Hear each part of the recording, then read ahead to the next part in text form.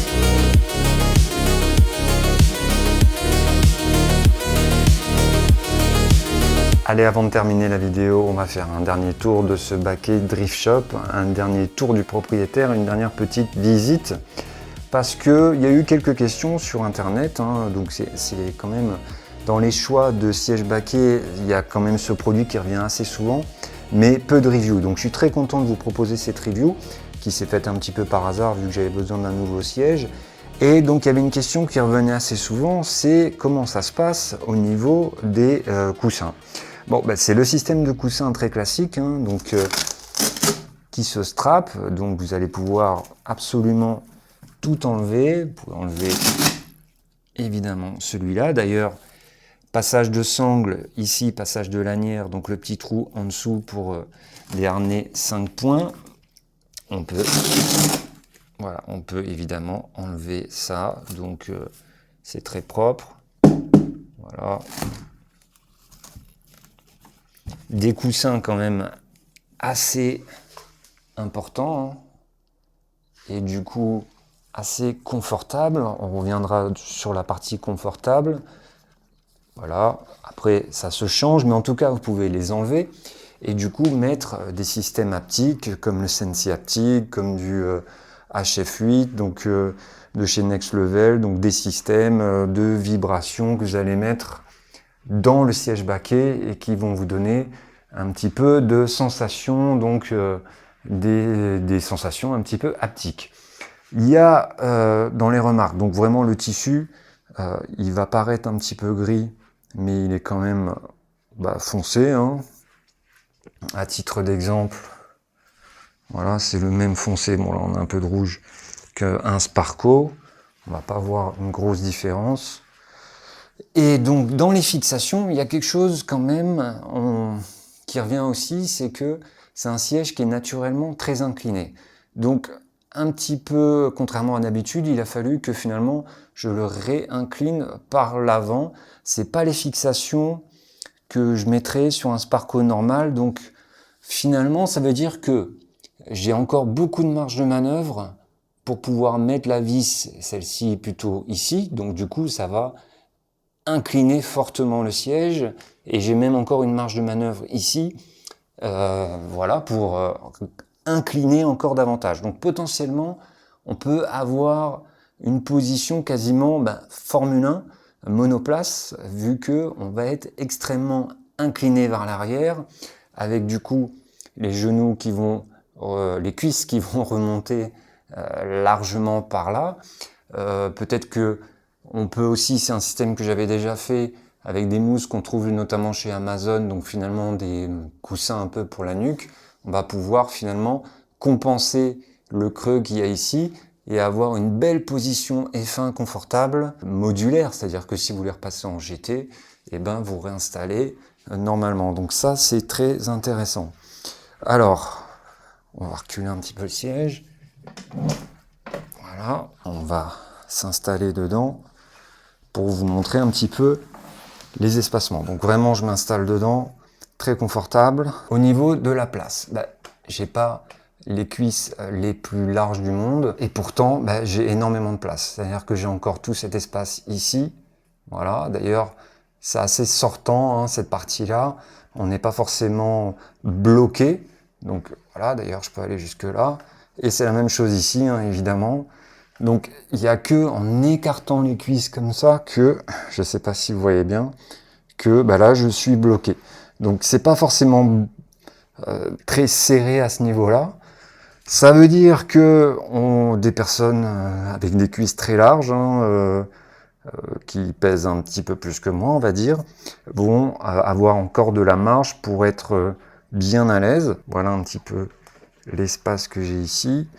Donc, dans une position un petit peu normale, où je vais avoir, voilà, j'ai tout cet espace-là qui est encore libre, et tout cet espace-là, même si finalement, voilà, hein, finalement ici ça me bloque assez bien.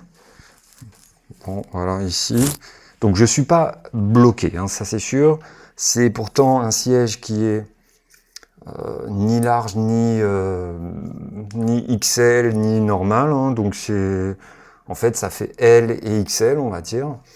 En revanche, sur les épaules, c'est là où peut-être une personne qui a un peu plus de, on va dire, de musculature, hein, on va pas se mentir, pourrait peut-être être gênée, même si il y a quand même cette marge de manœuvre ici, cet espacement, mais globalement,